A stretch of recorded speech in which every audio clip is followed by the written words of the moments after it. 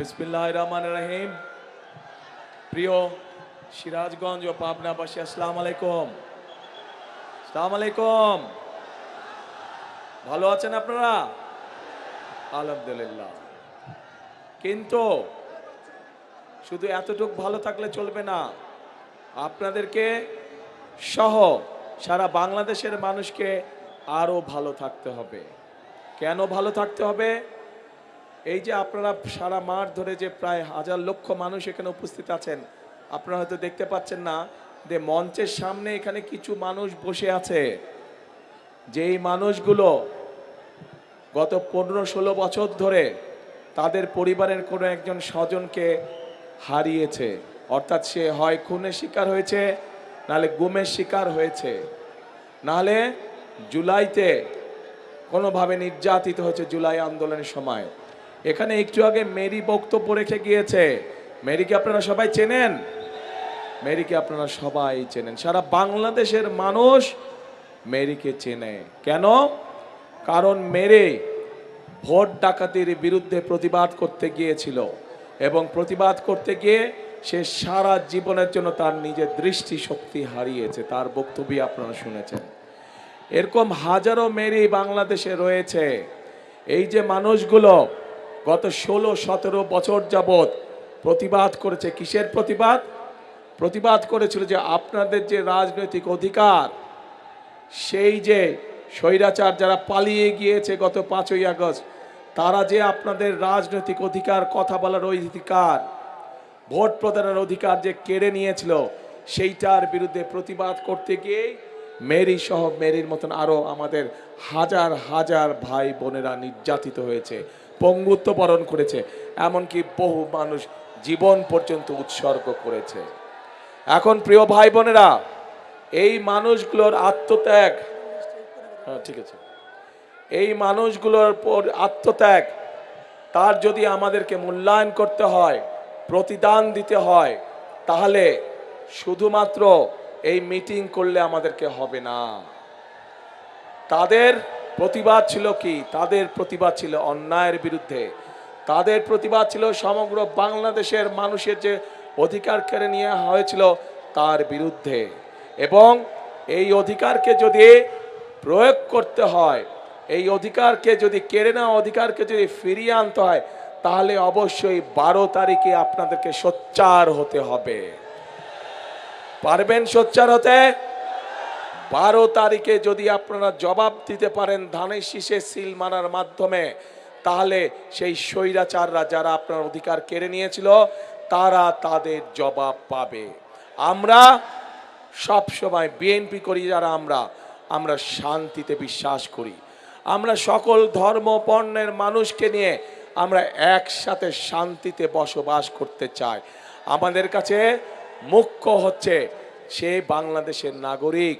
আমাদের কাছে ধর্মটা মুখ্য নয়, আমাদের কাছে জাতপাত মুখ্য নয়, আমাদের কাছে মুখ্য হচ্ছে সে বাংলাদেশের মানুষ।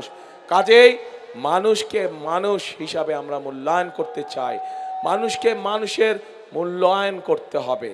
এবং সেই জন্যই প্রিয় ভাই বোনেরা, আমরা যদি দেশে জনগণের শাসন কায়েম করতে পারি, আমরা যদি দেশে জনগণের সরকার প্রতিষ্ঠিত করতে পারি, আমরা যদি দেশে জনগণের কাছে জবাবদিহিমূলক সরকার প্রতিষ্ঠা করতে পারি, তাহলেই একমাত্র সম্ভব দেশ এবং জনগণের প্রকৃত যে সমস্যাগুলো আছে সেই সমস্যাগুলোর সমাধান করা। প্রিয় ভাই বোনেরা, আজকে সিরাজগঞ্জ এবং পাবনা সহ এখানে বহুত কাজ করার আছে, অনেক কাজ করার আছে। যেই কাজগুলো করলে এলাকার মানুষের ভাগ্যের পরিবর্তন হবে, যেই কাজগুলো করলে এলাকার উন্নয়ন হবে। আমরা আন্দোলন করেছি, সংগ্রাম করেছি, আমাদের নেতাকর্মীরা সহ বাংলাদেশের মানুষ নিজের জীবনকে উৎসর্গ করেছে, স্বৈরাচারের পতন ঘটেছে। এখন দেশ গড়তে হবে আমাদেরকে দেশ গড়তে হবে। সকলকে আমাদের একসাথে এখন কাজ করতে হবে, দেশ গঠন করতে হবে। আছেন নাকি আপনারা দেশ গঠনে? আমাদের সাথে আছেন দেশ গঠনে? আলহামদুলিল্লাহ। প্রিয় ভাই বোনেরা, এই সিরাজগঞ্জ এবং পাবনা আমরা জানি এখানে যেমন কৃষি আছে, তেমন একইভাবে ছোট ছোট মিল কারখানাগুলো আছে।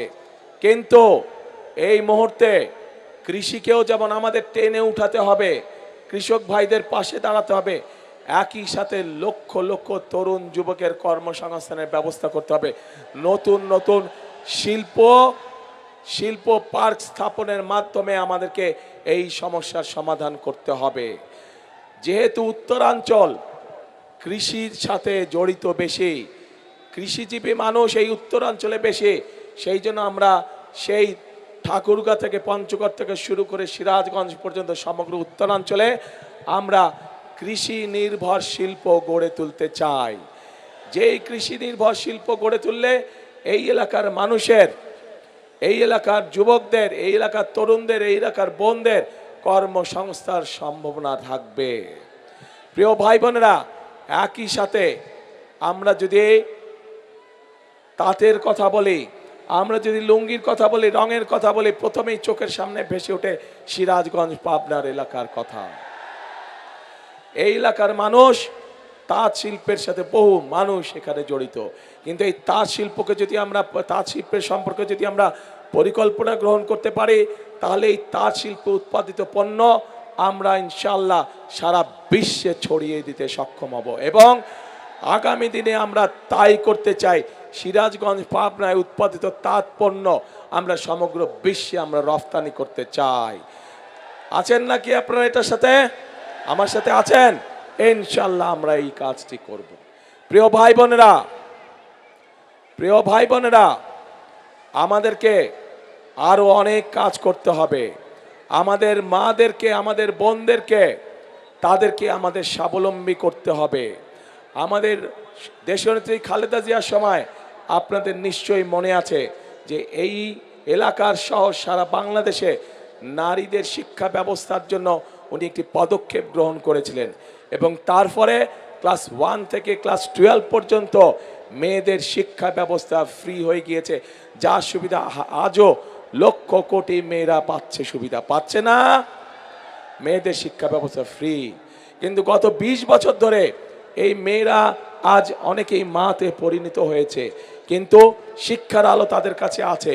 কিন্তু এখন আগামী বিএনপি সরকার, আপনাদের আগামী বিএনপি সরকার, আপনাদের আগামী ধানের শীষের সরকার এই মায়েদেরকে স্বাবলম্বী করে গড়ে তুলতে চায়, অর্থনৈতিকভাবে স্বাবলম্বী করে গড়ে তুলতে চায়। এবং এই জন্যই আমরা বাংলাদেশের প্রত্যেকটি মায়ের কাছে আমরা ফ্যামিলি কার্ড পৌঁছে দিতে চাই। যেই ফ্যামিলি কার্ডের মাধ্যমে ধীরে ধীরে আমরা মাদেরকে, গৃহিণীদেরকে আমরা পর্যায়ক্রমিকভাবে অর্থনৈতিকভাবে স্বাবলম্বী করে গড়ে তুলব ইনশাআল্লাহ। প্রিয় ভাই বোনেরা, আমরা কৃষক ভাইদের পাশে দাঁড়াতে চাই। বাংলাদেশের অধিকাংশ মানুষ কৃষির সাথে জড়িত। এই দেশে যদি কৃষক ভাইরা ভালো থাকে, তাহলেই একমাত্র সম্ভব বাংলাদেশকে ভালো রাখা, বাংলাদেশের মানুষকে ভালো রাখা। কৃষক ভাইরা সারাদিন হাড় ভাঙা পরিশ্রম করে এবং তাদের পরিশ্রমের ফলেই সারা বাংলাদেশের মানুষ দুবেলা তিনবেলা ভাত খেয়ে বেঁচে থাকে। প্রিয় ভাই বোনেরা, এই কৃষক ভাইদের পাশে আমরা দাঁড়াতে চাই। তাদেরকে তাদের প্রয়োজনীয় সার, তাদের প্রয়োজনীয় কীটনাশক, তাদের প্রয়োজনীয় ফসলের বীজ আমরা তাদের হাতে ঘরে ঘরে পৌঁছে দিতে চাই, যাতে করে মধ্যেখানে কোনো মধ্যস্বত্বভোগী বা ফড়িয়া যাতে কোনো সুবিধা না পায়। এবং সেই জন্যই কৃষক ভাইদের জন্য আমরা একটি কৃষক কার্ড দিতে চাই সকলকে, ঠিক যেভাবে মা বোনদের হাতে আমরা ফ্যামিলি কার্ড পৌঁছে দিতে চাই। প্রিয় ভাই বোনেরা, তরুণ সমাজের সদস্য, যুবকদের কর্মসংস্থানের কথা আমি আপনাদের সাথে সামনে বলেছি। বর্তমানে তরুণ সমাজের, যুব সমাজের বহু সদস্য আছে যারা আইটিতে কাজ করে। এই সিরাজগঞ্জ শহরেই আছে, এই পাবনা শহরেই আছে। তাদেরকে আমরা বিশেষভাবে ট্রেনিং দিতে চাই, যাতে করে তারা তাদের কর্মকাণ্ডে আরো ভালো করে ব্যবস্থা গ্রহণ করতে পারে। একইভাবে এই এলাকার বহু মানুষ বিদেশে যায়, কিন্তু বিদেশে যখন যায় তখন তাদের কোনো ট্রেনিং থাকে না। আমরা চাই সিরাজগঞ্জ এবং পাবনায় আমরা ট্রেনিং সেন্টার, ভোকেশনাল ইনস্টিটিউট তৈরি করব, যার ফলে আমরা আমাদের বেকার ভাইদেরকে সেখানে আমরা ট্রেনিং দিব, ট্রেনিং দিয়ে আমরা বিদেশে পাঠাতে চাই, যাতে করে তারা বিদেশে গেলে ভালো বেতনে কর্মসংস্থানের ব্যবস্থা করতে পারে। প্রিয় ভাই বোনেরা, বাংলাদেশে যেমন ডাক্তার দরকার, বাংলাদেশে যেমন ইঞ্জিনিয়ার দরকার, বাংলাদেশে যেমন আর্কিটেক্ট দরকার, ঠিক আমাদের ছেলে মেয়েদের মধ্যে থেকে আমরা ক্রীড়াবিদও তৈরি করতে চাই। এবং সেই জন্যই যেই ছেলে বা যেই মেয়ে যেই খেলায় ভালো, তাদেরকে আমরা খুঁজে খুঁজে বের করে আনতে চাই এবং বের করে নিয়ে এসে তাকে আমরা সেই খেলায় ট্রেনিং দিতে চাই যেই খেলায় সে ভালো, যাতে করে সে শুধু আন্তর্জাতিক নয়, শুধু জাতীয় পর্যায়ে নয়, আন্তর্জাতিক পর্যায়ে যাতে তারা দেশের জন্য সুনাম বয়ে নিয়ে আসতে পারে। প্রিয় ভাই বোনেরা, আমরা আরেকটি কাজ করতে চাই।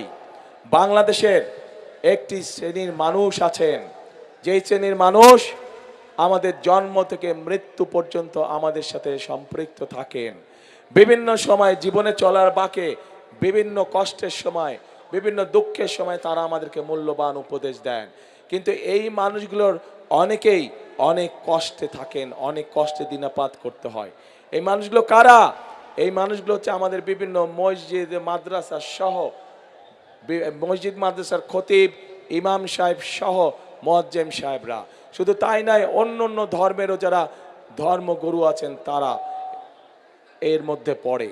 আমরা চাই এই যে ইমাম সাহেব, খতিব সাহেব, মুয়াজ্জিম সাহেব সহ অন্য ধর্মের যারা ধর্মগুরু আছেন তাদের পাশে সহযোগিতার হাত বাড়িয়ে দিতে, তাদের জন্য সরকারের পক্ষ থেকে মাসিক একটি সম্মানের ব্যবস্থা করতে আমরা চাই। এখন প্রিয় ভাই বোনেরা, আপনাদের সামনে আমি ধানের শীষ 12 তারিখে আপনারা ধানের শীষকে বিজয় করলে 13 তারিখ থেকে ধানের শীষ এই কাজগুলো শুরু করবে ইনশাল্লাহ, যেই কাজগুলোর কথা আপনাদেরকে বলেছি। এর বাইরে তো 2 জেলার, সিরাজগঞ্জ এবং পাবনা জেলার ভেতরে ভেতরে রাস্তাঘাটগুলো নষ্ট হয়ে গিয়েছে, স্কুল কলেজগুলো নষ্ট হয়ে গিয়েছে, ঠিকভাবে শিক্ষক নাই, উপজেলা হাসপাতালগুলো ঠিকভাবে ডাক্তার, ওষুধ, নার্স নাই, সেগুলোর কাজে ইনশাল্লাহ আমরা হাত দিব। কিন্তু এই কাজগুলো করতে হলে এগুলো তো হচ্ছে বিএনপির পরিকল্পনা, বিএনপি এই কাজগুলো বাস্তবায়ন করবে, কিন্তু জনগণেরও তো একটি পরিকল্পনা থাকতে হবে। আমি আপনাদের কাছে জানতে চাই, আপনাদের কি পরিকল্পনা ভাই? হ্যাঁ, আপনাদের কি পরিকল্পনা?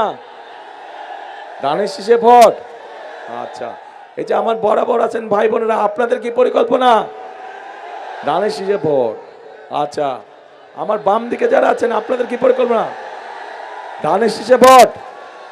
আলহামদুলিল্লাহ, কালকে সারা মাঠের সব মানুষের পরিকল্পনা ধানের শীষে ভোট।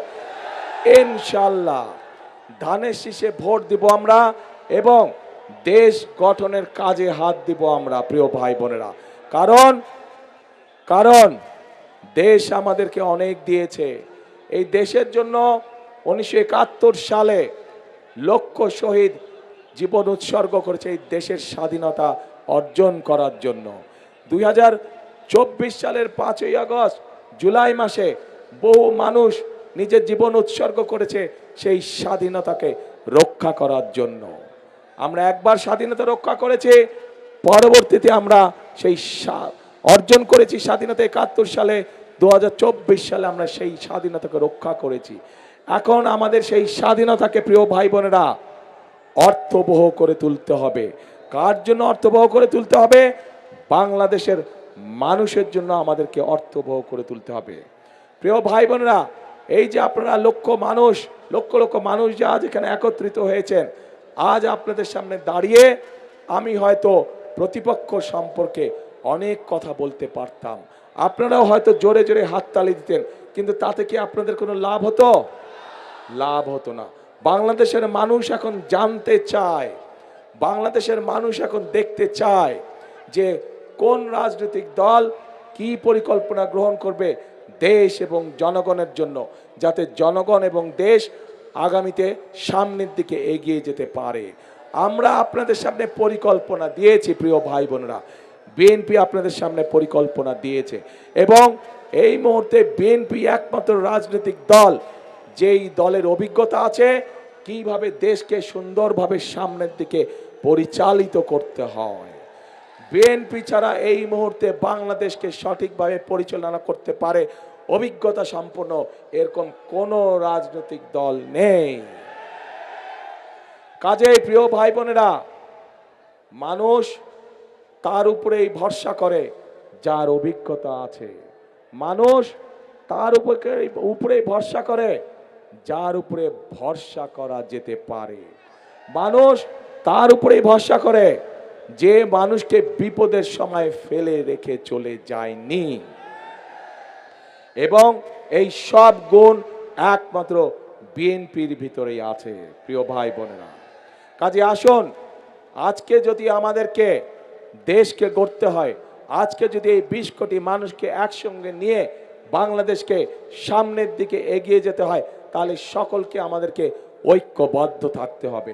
আমাদেরকে সতর্ক থাকতে হবে যেন কোনো ষড়যন্ত্র করে কেউ আবার আপনাদের এই ভোটের অধিকারকে কেড়ে নিয়ে যেতে না পারে।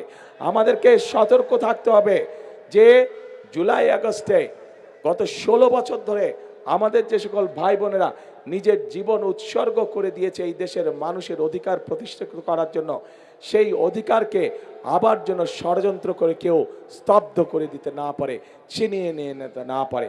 আমরা কি সতর্ক আছি প্রিয় ভাই বোনেরা? আমরা কি সজাগ আছে? ইনশাল্লাহ আমাদেরকে সজাগ থাকতে হবে। আপনাদেরকে অনেকেই এসে বিভ্রান্ত করার চেষ্টা করবে। যারা এসে আপনাদেরকে বিভ্রান্ত করার চেষ্টা করবে, দেখা মাত্র তাদেরকে বলবেন গুপ্ত তোমরা। পারবেন বলতে? যারা এসে বিভ্রান্তিমূলক কথা ছড়াবে তাদের একটাই নাম, তারা হচ্ছে গুপ্ত। কারণ তাদেরকে গত 16 বছর আমরা দেখি নাই। তারা এদের সাথে মিশেছিল, যারা 5 তারিখে পালিয়ে গিয়েছে তাদের সাথে তলে তলে এরা মিশেছিল। কাজেই সেই স্বাধীনতার সময় থেকে 86 সাল থেকে 96 সাল থেকে সব সময় দেখবেন এরা সব একই সাথে ছিল, এপিট আর ওপি। প্রিয় ভাই বোনেরা, আসুন প্রিয় ভাই বোনেরা, আমাদের সামনে শপথ একটাই। কি সেই শপথ? জনগণের রাজনৈতিক অধিকার প্রতিষ্ঠিত করা এবং এই বাংলাদেশকে শহীদদের প্রত্যাশিত বাংলাদেশে রূপান্তর করা। যেই বাংলাদেশে প্রত্যেকটি মানুষ নিরাপদে চলাচল করতে পারবে, যেই বাংলাদেশে প্রত্যেকটি নারী পুরুষ নিরাপদে বসবাস করতে পারবে, যেই বাংলাদেশে প্রত্যেকটি মানুষ নিরাপদে রাতে ঘরে ঘুমোতে পারবে। আমরা সেই রকম একটি বাংলাদেশকে গড়ে তুলতে চাই। কিন্তু সেই রকম বাংলাদেশকে যদি গড়ে তুলতে হয়, অবশ্যই বাংলাদেশের মানুষের জোরালো সমর্থন প্রয়োজন।